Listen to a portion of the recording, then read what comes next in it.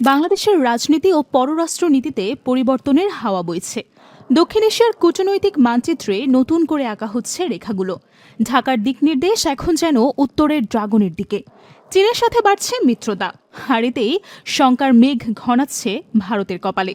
বছরখানেক আগেও কেউ ভাবেনি বাংলাদেশ চীনের এত কাছাকাছি চলে যাবে, কিন্তু বাস্তবতা বদলে গেছে।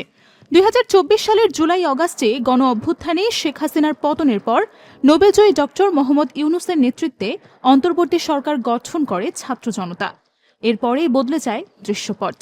আধিপত্যবাদী ভারতকে দূরে সরিয়ে 2004 সালেই চীন ভারতকে পেছনে ফেলে বাংলাদেশের সবচেয়ে বড় আমদানিকারক দেশ হয়ে যায়। বিশেষ করে টেক্সটাইল খাতে বাংলাদেশের সাফল্যের মূল উপাদান সুতা, সে কটনের বড় অংশই আসে চীন থেকে।